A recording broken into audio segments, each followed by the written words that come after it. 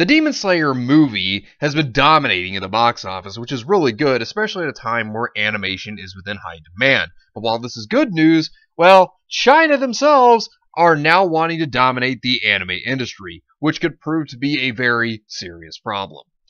Hey, what is going on, everybody? How are you all doing today? I hope you all are having a wonderful and fantastic day today, and if not, hopefully you all will have it better tomorrow. So I just wanted to say before we get into the video, I hope that all of you had a wonderful Thanksgiving that was in America. I hope it was wonderful for all of you, and even for those who were outside the country, I hope you all had a wonderful day yesterday as well. So we have a lot to cover today.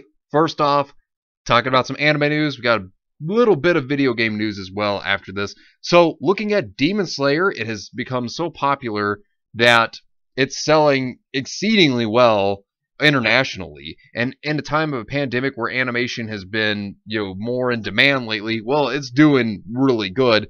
And also this leads into China, because we're going to talk about this as well. China themselves are pushing their way into more anime because they are realizing that animation is what's doing so well right now in the current time. So, of course, they're trying to push out more anime. And during this time with the animation industry, because live action's not doing as well due to the pandemic, so of course, animation has been more in demand, which we're going to talk about that. We're going to talk about some things that could result in issues as well in regards to this. So let's go ahead and get started talking about Demon Slayer and how well it's selling. So for the good news, Demon Slayer, taking a look at its official Japanese Twitter account, they made this statement, as you can see here, which is in Japanese, but we're going to go ahead and translate that. So taking a look at what they had to say.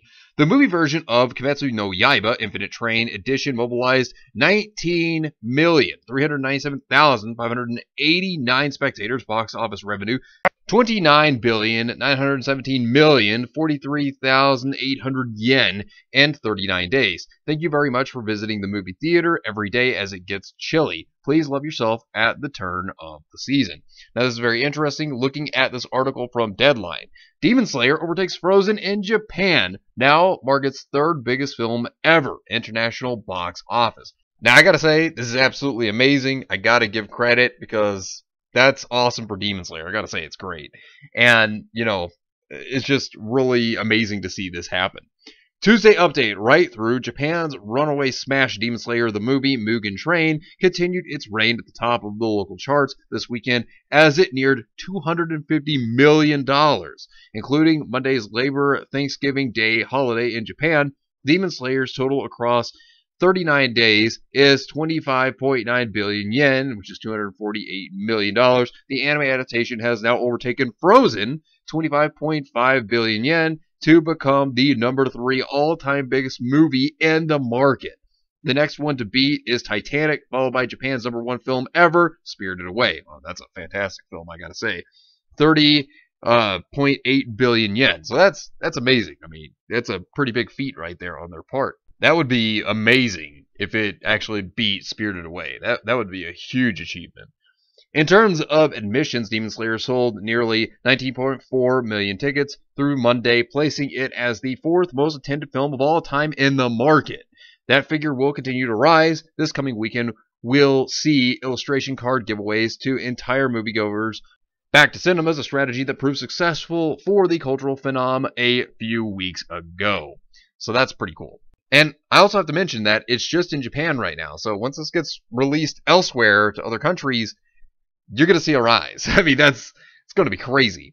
Demon Slayer is also estimated to be at around $20 million from releases in such markets as Hong Kong and Taiwan. But even just with the Japan total, the Toho Aniplex UFO title is the number 3 movie of 2020 at the international box office and number 5 worldwide. It still has many offshore releases to come, including via Funimation in the US early next year. Now, of course, when you still look in terms of the international box office when it comes to the movies this year, well, it's not as much competition as it would have been, considering things being delayed and whatnot.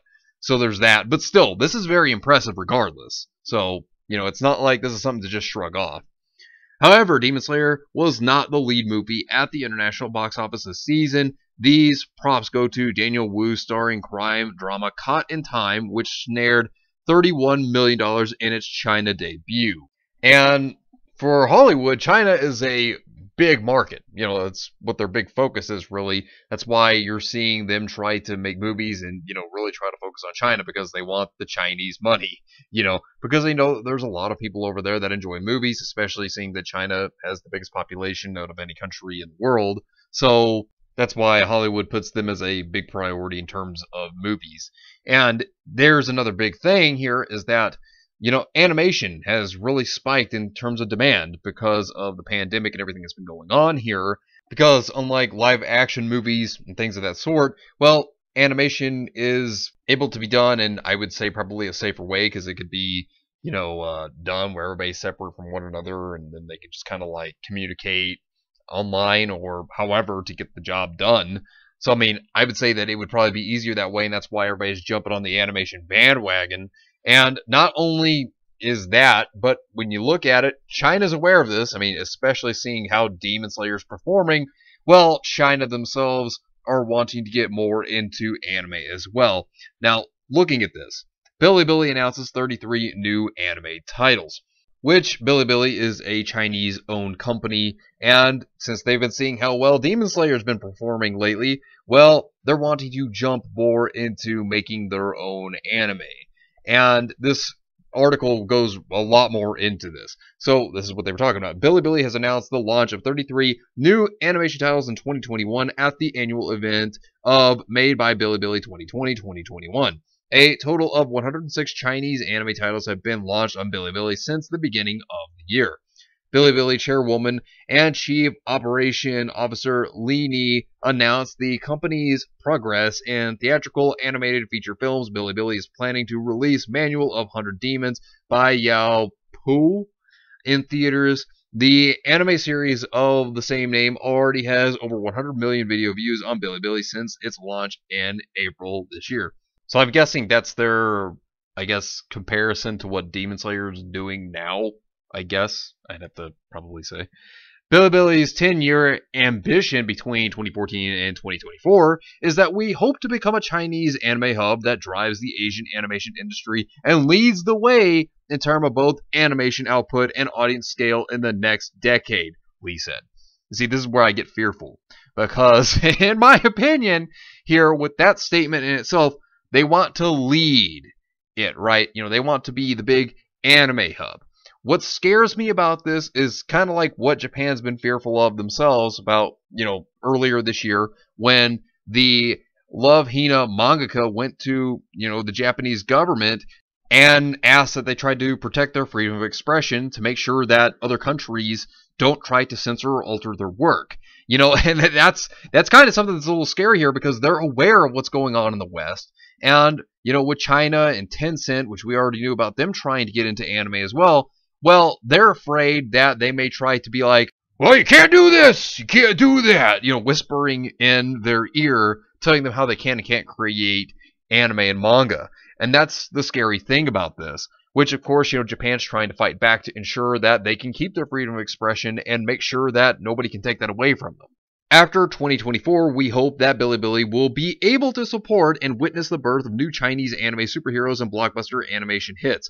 Only this way can we have the ability to continuously export excellent animation works to the global market.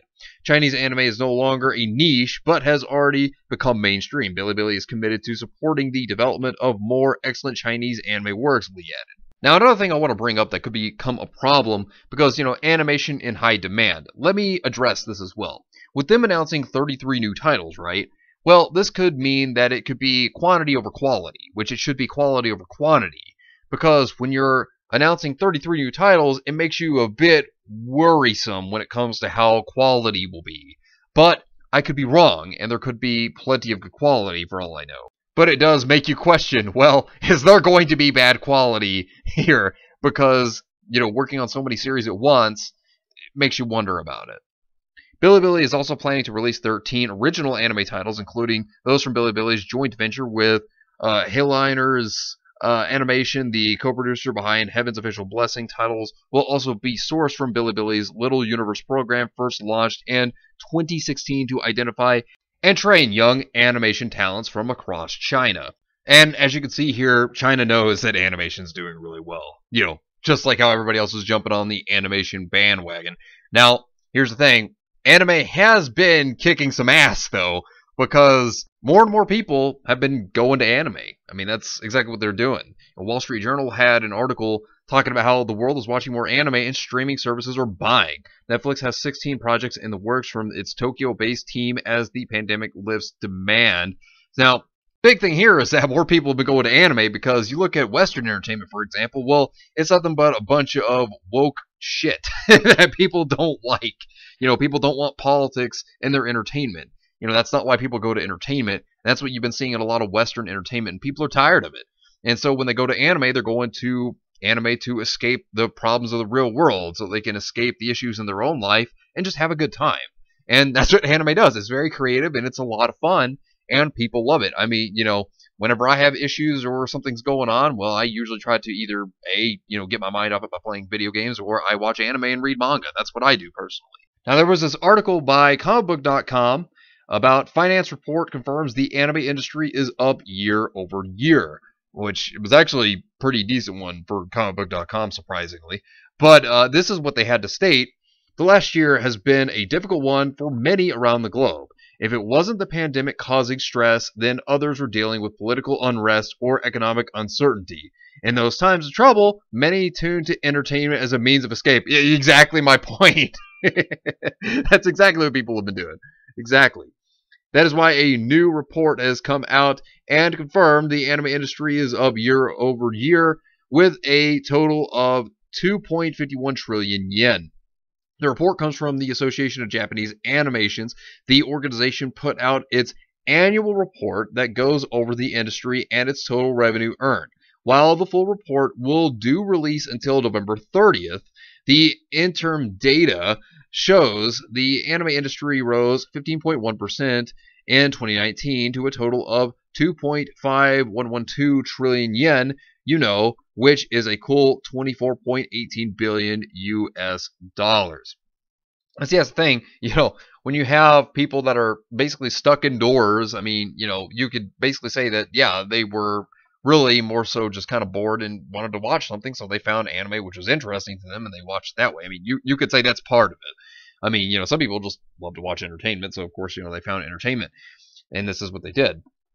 The figure is definitely impressive, and it shows how much money the anime industry is raking in when compared to 10 years ago. The difference is night and day. The report from 2009 said the industry grossed about 1.2661 trillion yen, so revenue has doubled in the span of 10 years. So yeah, I mean, when you got a bunch of woke activism and politics being thrown in your face in Western entertainment, yeah, people are going to be turned off to that. They're going to go to whatever is better entertainment, and in this case, anime and manga, because, it actually is good creative entertainment.